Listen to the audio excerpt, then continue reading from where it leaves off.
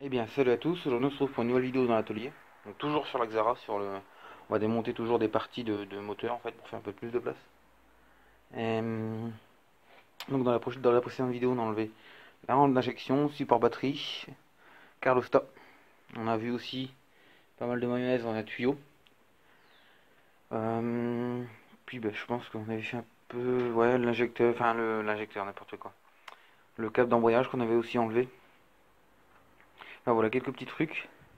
Là on va continuer en fait, pour l'instant on dégrossit un peu le moteur pour avoir plus de place. On va continuer par l'alternateur, mais bon, il faut déjà que j'éponge un peu par terre, parce que dans la précédente vidéo j'ai enlevé le Carlosta et j'ai appuyé dessus pour l'enlever. Et ça fait, ça a libéré la pression qu'il y avait dans le moteur. Et tout le liquide est sorti par là. On peut voir qu'il y a un peu de carnage, donc j'ai essuyé tout ça. On se reprend sur l'alternateur. Bon c'est bon, c'est essuyé, j'ai essuyé le plus gros. Et j'ai mis un truc pour éponger le reste. Donc alors, l'alternateur, on a deux vis. Celle du bas, donc, qui se comporte d'un écrou et d'un boulon. Que je vais venir enlever si j'arrive à passer par le côté. Hop. Faites attention, il y a une rondelle de l'autre côté. Pour l'instant j'ai posé ça ici. Et ensuite, on a une autre vis en haut. Donc c'est du 16. Bon, ça va, ça va assez vite à dévisser. Pas trop de place, mais bon. Ça rebloque, je vais reprendre ma clé.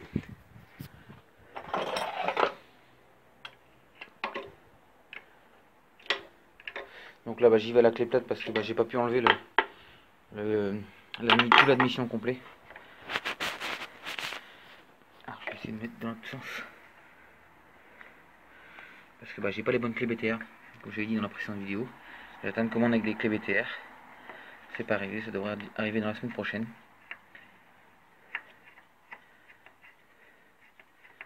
Hop. Et voilà, la deuxième. Alors elle va buter sur un câble que je vais aller enlever. Alors par contre pour filmer ça va être compliqué. Non, vous n'allez pas le voir. Je vais vous montrer donc le câble gris. La face grise, ça bute dessus, ça va être une sonde de température je pense. Il faut déjà arriver à l'enlever. Je vais regarder si j'arrive à le passer quand même. En forçant un peu. Allez, ça passe. Bon là. Ensuite, il faut le sortir quoi. Donc.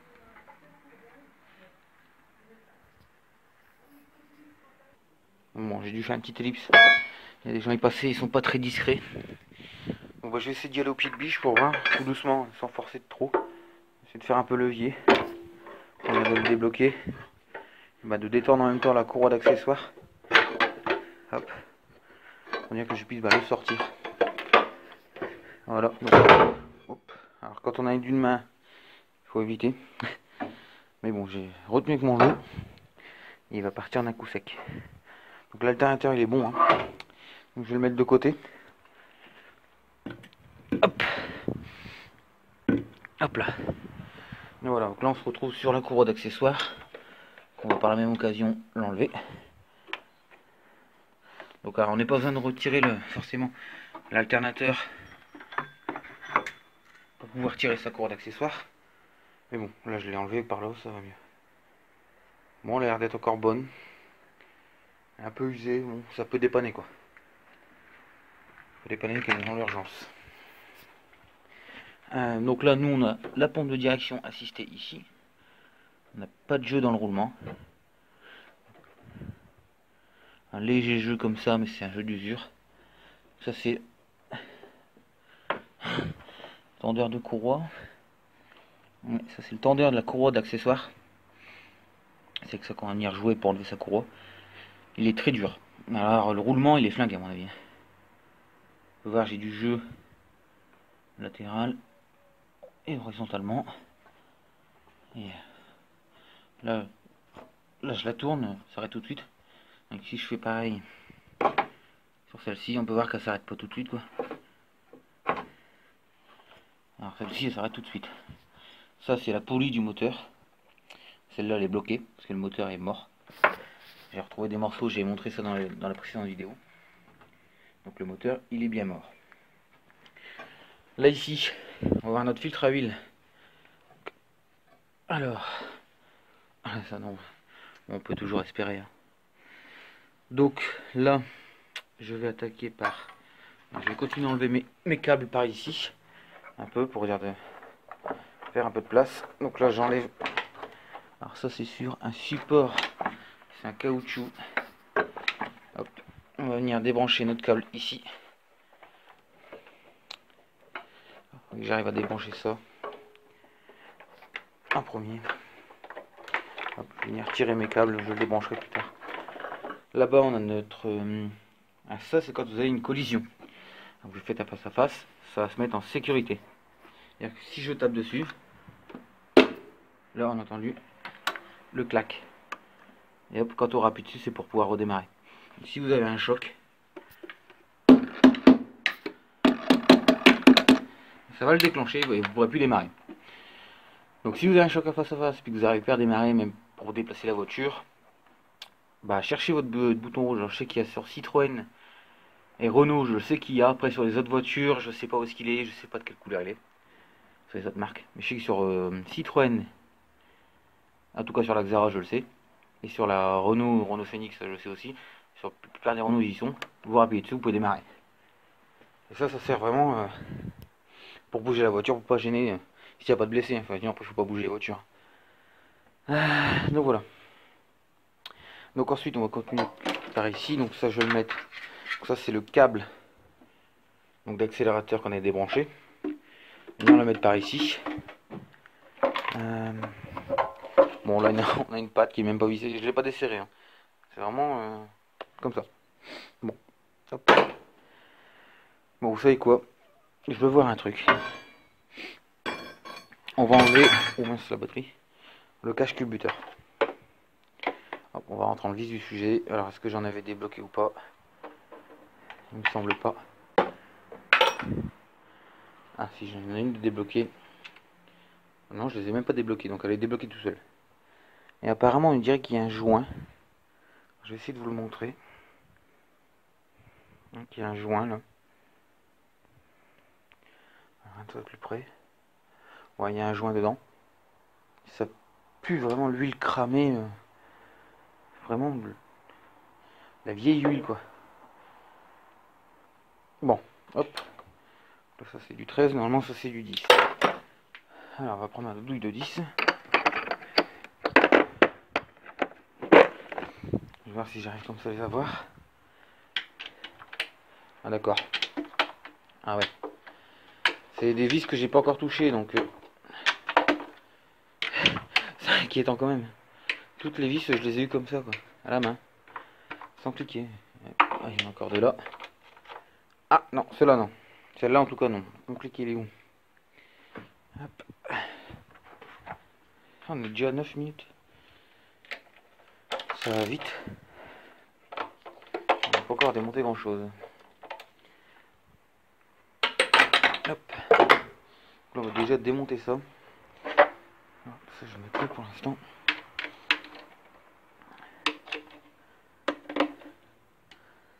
Donc alors là on en a 10 vis, enfin 10 boulons, je sais pas comment. Alors le piège c'est qu'il y en a deux sur le côté, on les voit pas forcément. Deux sur le côté ici. Et on en a 8 autres ici. Donc alors je sais pas, j'ai été un moment sans filmer, donc sans mettre de vidéo sur YouTube. J'ai repris les vidéos sur la présentation de la Xara. Là je suis en vacances donc je profite pour faire pas mal de vidéos. Mais il y aura peut-être un peu de décalage. Là pour vous dire on est le 24 décembre. Donc j'ai pas trop traîné non plus. Là. En parlant de ça, bonne fête. Joyeux Noël à vous. J'espère que pour vous ça va bien se passer. Donc il y aura un peu de décalage entre les vidéos qui vont sortir et la date quoi. Mais bon, je profite que je suis en vacances surtout pour les faire. Je vais certainement en mettre pas mal aussi pendant mes vacances. Donc bon, il y aura peut-être pas tant de décalage que je pense, mais bon, on verra bien. Pour l'instant, je tourne beaucoup et je upload pas presque. J'ai uploadé seulement une et j'ai peut-être 5 ou 6 vidéos de tournée. Donc bon, on verra bien. Alors là, j'enlève. J'essaye du moins. Je vais resserrer un peu mon collier. Le tuyau en fait qu'on avait sur le. Je sais pas si vous vous rappelez. Sur le niveau du pare-choc avant, la barre là. Il y avait une barre noire, il y avait un tuyau dessus. Je sais pas si je l'ai là. On va mettre là-bas de l'autre côté. Donc voilà. Moi j'essaye de l'enlever.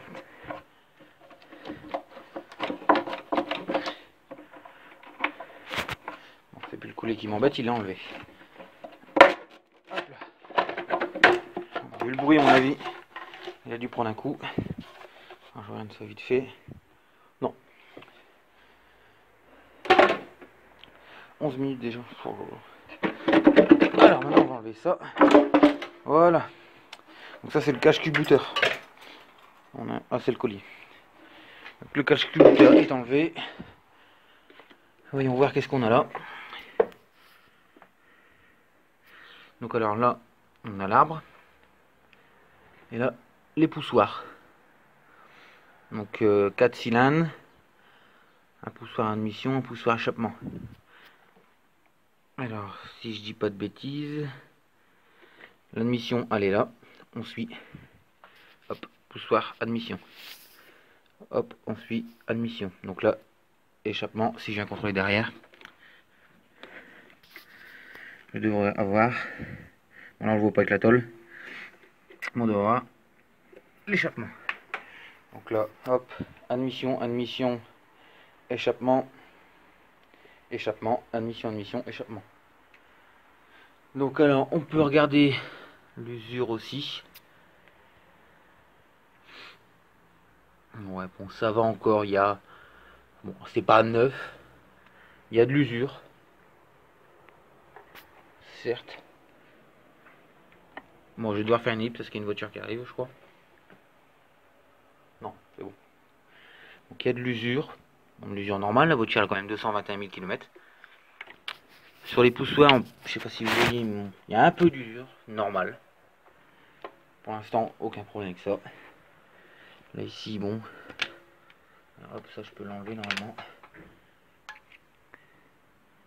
Bon, c'est pas cassé. Bon, je vous laisse parce qu'il y a des gens qui arrivent. Bon, hop. Donc oui, donc je disais, on a pas mal d'usure. De l'usure normale, 221 000. Je vois pas de gros coups, de gros problèmes. Putain, mon téléphone.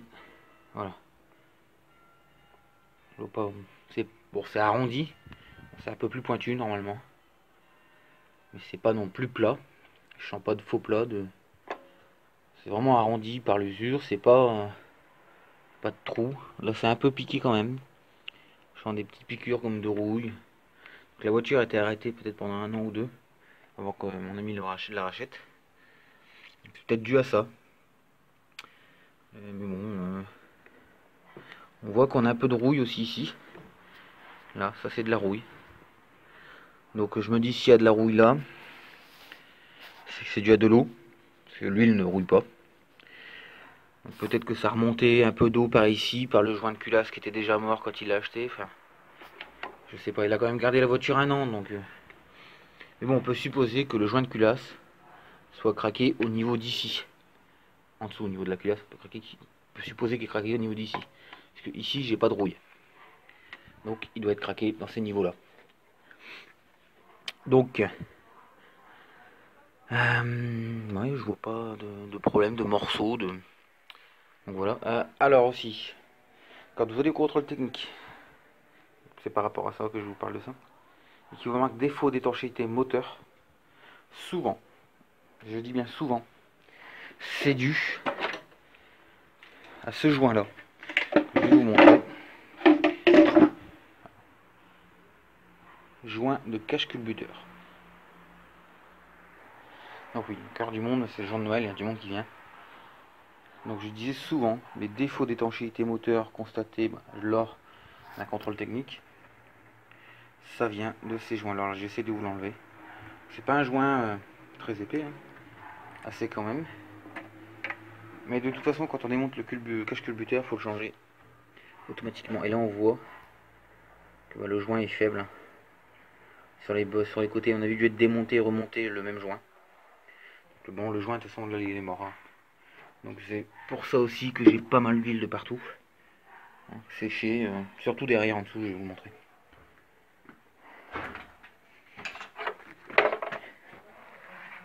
Hop. Allez, hop. C'est pour ça que j'ai énormément d'huile ici. Toute l'huile coule. Donc toute l'huile qui est dans le moteur, qui remonte en haut pour graisser les culbuteurs, c'est-à-dire l'arbre à cam, et bien en fait sort, hein, il y en a un peu qui sortent. On peut le voir, il y a pas mal d'huile, de traces d'huile sur le cache aussi là-bas. Donc ça fait qu'à force, si vous ne savez pas, vous ne pouvez pas au niveau régulièrement, et le moteur, au bout d'un moment, il n'y a plus d'huile et il casse. Donc je pense que c'est dû à ce souci là, donc dû à ce joint là, que le moteur au jour d'aujourd'hui est mort. Dû à ce joint, il y a un mauvais contrôle des liquides, donc du liquide d'huile, fait une casse moteur. Donc d'un joint à 20 euros, ce joint là il coûte moins de 20 euros. Hein. Moi je l'ai fait sur une C5 et le joint il a coûté 8 euros. Donc d'un joint à 8 euros, pour être large 20 euros, si vous allez chercher constructeur, ça peut vous flaguer un moteur et vous faire 300, 300 ou 400 euros de réparation. 300-400 euros c'est minimum, pour un bon moteur c'est ça, c'est le minimum. Il n'y a pas la pause. Donc, si vous constatez un problème d'étanchéité moteur au moteur, contrôlez souvent vos liquides. Et voilà. Donc moi il y a du monde qui arrive, je vais devoir arrêter là pour aujourd'hui. Donc moi je vous dis, passez de bonnes fêtes. Si vous avez des questions, n'hésitez pas à les poser. Si tu as aimé la vidéo, un pouce bleu. Si tu veux tout suivre, abonne-toi. Je vous dis à la prochaine. Portez-vous bien.